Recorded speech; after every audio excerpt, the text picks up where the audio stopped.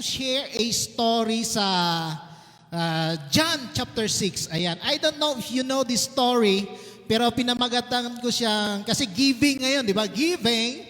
So I entitled it, Little is Much When God is in It. Oh, ayan ha. Hindi ako magme-mensahe, exhortation lamang ito ng ating tithes and offering. So maganda ito kasi if you are familiar, sino pa familiar that yung si Jesus, He fed 5,000 people. Amen? I know you heard that story na yung busy masyado si Jesus Christ in His ministry.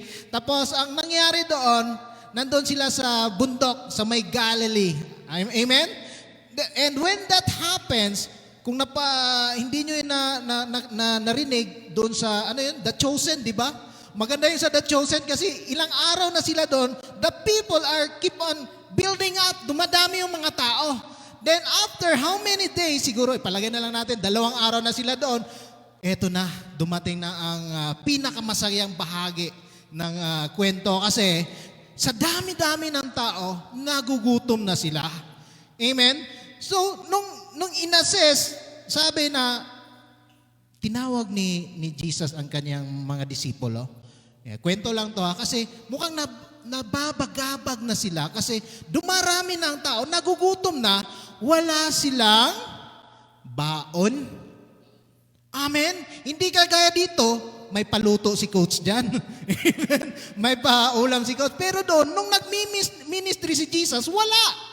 Walang dala, come what may. Kung anong meron, yun na yun. Amen? So, nafe-feel ni Jesus na yung mga listeners, when He was teaching, they are hungry. Amen? And when that time comes, sabi niya, gigather niya yung kanyang mga alagad, sabi niya, maghanap kayo ng pagkain doon. Solusyonan natin to. Kawawa naman sila, they are healed, but they are hungry physically. Amen? So sabi niya, i-gather lahat. Sige, maghanap kayo doon. Nung nag-gather ng lahat, walang nakita, except yung bata, na may dala siyang, anong dala? 5 loaves of bread and 2 fish. Fish, grabe no, fish. And, ano ang nangyari? Ganun pa rin. Nabahala sila kasi sabi nila, Lord, paano natin ito pakainin ng mga tao? Sobrang dami talaga. Hindi kaya nating ulam. Kung bibili man tayo ng ulam sa Maksura, wala pa ring oras kasi masyadong malayo yung Maksura. Babiyahe tayo ng 1 oras o 2 oras. Pagbalik natin, baka wala na yung mga tao. But Jesus here, He had a plan. Sabi mo sa katabi mo, He had a plan. Yan, amen. And ito, He asked that boy na kunin yung isda.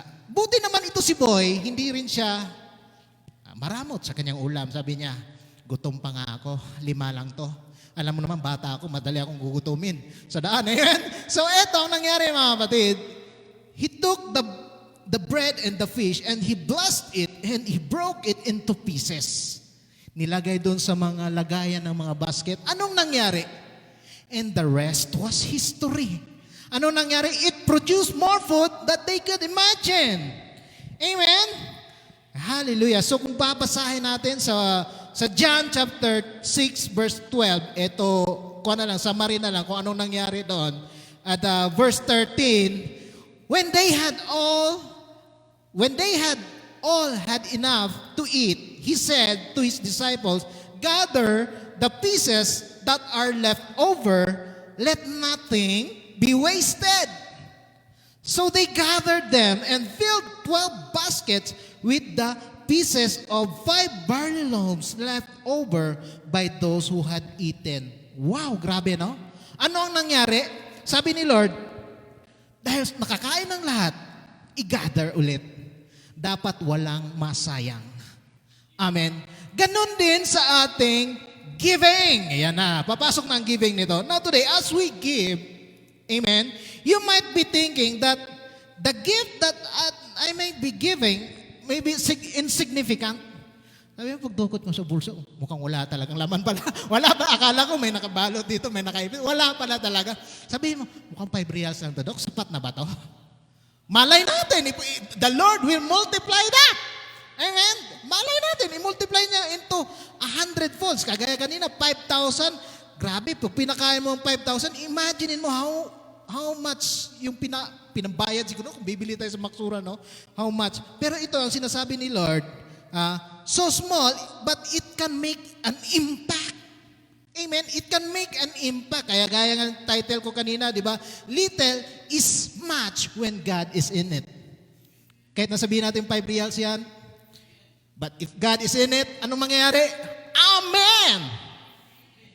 Pero hindi ko ni-encourage na puro na lang 5 real ang darating dito sa ating basket. Sabihin nyo, kasi sabi mo ko, 5 real lang, God is in it. Woo! Hallelujah! Amen?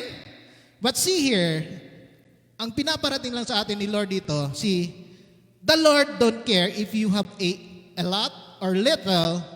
What is important is your heart and your obedience.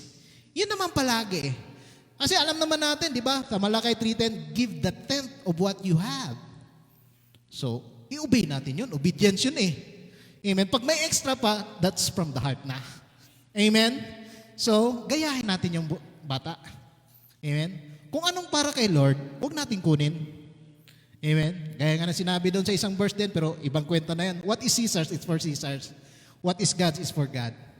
So, are we ready? Yan. Itaas natin ang ating mga ikapo. Nandito pala nakalagay. Yun ang sinasabi ko. Amen. Taas natin. Tumaya tayo. At bago tayo ipag-pray natin na kagaya ng bata, hindi tayo nagpapabaya dito. I would like to remind everybody, walang bayar dito. Amen. Pero we need cash, to support the ministry. Amen. Kasi hindi naman natin sabihin na, si Holy Spirit na magpapatakbo ng kuryente, aandar yun. Yung kotse, aandar yun. Si Holy Spirit na kailangan ng cash eh. Amen. So, ang tao natin, we will trust the Lord in our giving. Kahit na konti yan, o gaano may kalaki, the Lord will bless you more.